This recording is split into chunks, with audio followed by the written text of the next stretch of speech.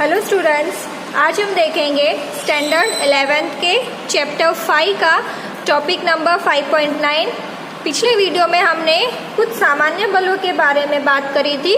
उसमें से एक बहुत ही इम्पोर्टेंट बल था घर्षण बल, जिसके बारे में विस्तार से हम इस वीडियो में पढ़ेंगे कि घर्षण बल क्या होता है।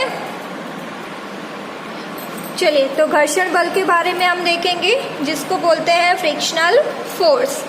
अब यहाँ पे पृष्ठ के ऊपर एक बॉक्स रखा है।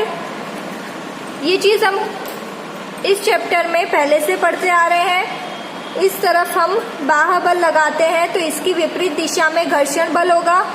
इस तरफ को मैंने बाह्य बल लगाया है कैपिटल F, तो इस तरफ को हो गया घर्षण बल स्मॉल f। अब हमने अभी पढ़ा कि पृष्ठ के अभिलंबवत जो बल होगा उसको बोलेंगे अभिलंब बल N, और नीचे की तरफ होगा गुरुत्वीय बल mg। अब आप लोग देख सकते हो कि अभिलंब बल और गुरुत्वीय बल दोनों विपरीत दिशा में है, तो एक दूसरे को निरस्त कर देते हैं। तो हमारे पास सिर्फ ये कैपिटल F और स्मॉल f बचते हैं। ठीक है, तो अब ये चीज़ आप ध्यान से समझना। यहाँ पे अभिलंब बल और गुरुत्वीय बल एक दूसरे को निरस्त कर देंगे, तो हमारे पास F और स्मॉल f बचेगा। ठीक है, अगर ये वस्तु मेरी जब विरम अवस्था में होगी तब घर्षण बल इसमें शून्य होगा। विरम अवस्था में होगी मतलब इस पे बाह्य बल नहीं लग रहा, उस समय घर्षण बल शून्य होगा। अब वस्तु गति में कब आएगी?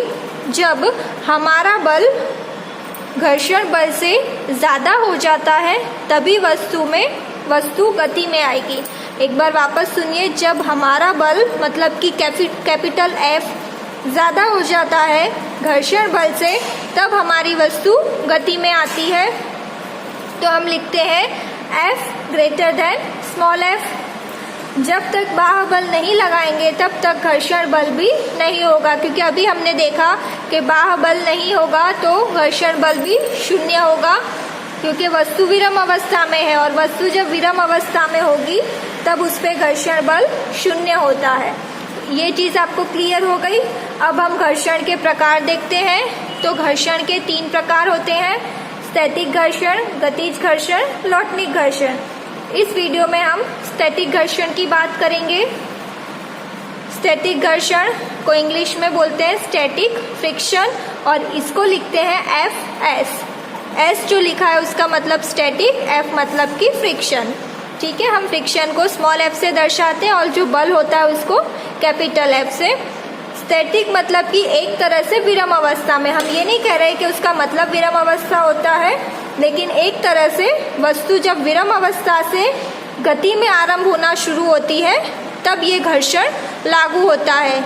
अभी हम विस्तार से इसको समझेंगे। यह बल का विरोध करता है। ये क्या करेगा? बल का विरोध करेगा। तो इसको हम और विस्तार से समझेंगे ताकि और अच्छे से आपको समझ में आए। यहाँ पे आप लोग देख सकते हो कि पृष्ठ के ऊपर एक बॉक्स रखा है। इस बॉक्स में इस तरफ बाह्य बल लगेगा और यहाँ पे घर्षण बल होगा। ठीक है, अब यहाँ पे जैसे जैसे हम बाह्य बल लगाएंगे वैसे वैसे घर्षण बल भी बढ़ेगा, Fs भी बढ़ेगा। अगर कैपिटल F बढ़ता है तो ये भी बढ़ेगा। लेकिन जब हम बाह्य बल लगाएंगे तो शुरुआत में ये कम होगा, फिर और बढ़ेगा, फिर बढ़ेगा, फिर थोड़ी देर बाद हमने जब बल लगाया, ज़रूरी नहीं तभी वस्तु गति में आ जाती है। हम थोड़ा सा और बल लगाते हैं। हम एग्जाम्पल ले लेते हैं कि कोई एक भारी बॉक्स है, फ्रिज ले लो। फ्रिज जब बॉक्स में पैक होता है, आप खिसकाते हो, नहीं खिसकता, और ताकत लगाते हो, फिर भी नहीं खिसकता। फिर 2-3 लोग आके और ताकत लगाते, मतलब धीरे धीरे बल बढ़ रहा है। तो जैसे बल बढ़ेगा वैसे Fs भी इसके साथ साथ बढ़ेगा। और जब हमने बाह्य बल लगाया उसके कुछ समय बाद ये वस्तु गति में आती है। पिंड को विराम में रखते हुए जब आरोपित बल F बढ़ता है, ये जब F बढ़ेगा आरोपित बल के समान व विपरीत दिशा में रहते हुए Fs भी एक सीमा तक बढ़ता है। अब Fs भी एक सीमा तक ही बढ़ेगा। ये बढ़ाया, ये भी बढ़ेगा, लेकिन Fs एक सीमा तक बढ़ेगा। कब तक बढ़ेगा? जब तक कि कैपिटल F मतलब कि बाह्य बल ज़्यादा ना हो जाए Fs से।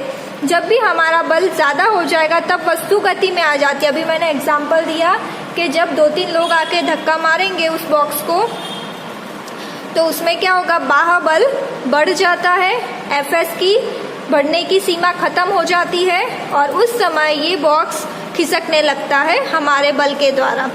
तो Fs भी एक सीमा तक बढ़ता है, इसे स्थैतिक घर्षण कहते हैं। यहाँ पे क्या होगा, F बढ़ जाएगा Fs से, तभी वस्तु गति में आएगी। क्लियर? एक बार और समझ लेते हैं। कैपिटल F बढ़ता है, उसके साथ साथ Fs भी बढ़ेगा, लेकिन Fs एक सीमा तक ही बढ़ता है।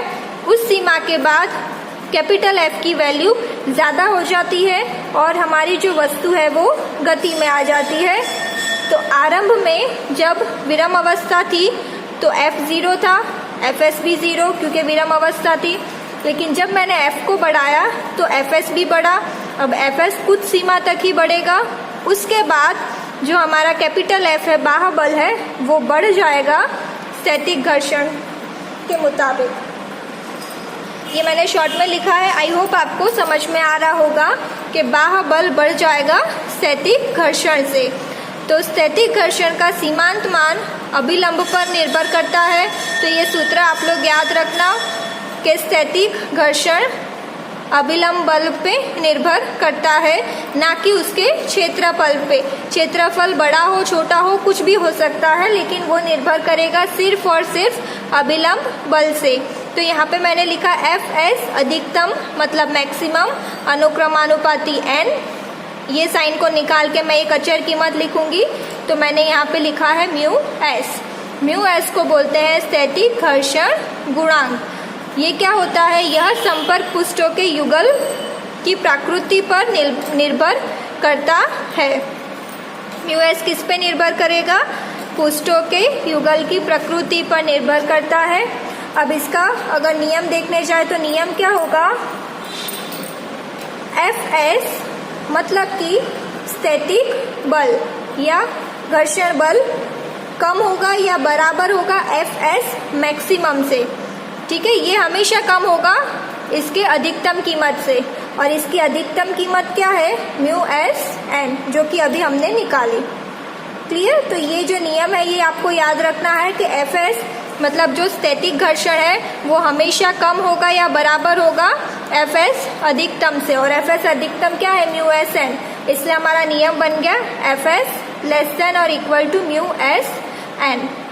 तो ये था स्थैतिक घर्षण के बारे में। आई होप आपको स्थैतिक घर्षण समझ में आया होगा। एकदम इजी है, सिर्फ आपको कुछ उदाहरणों से समझने की ज़रूरत है। नेक्स्ट वीडियो में हम गतिज घर्षण की बात करेंगे।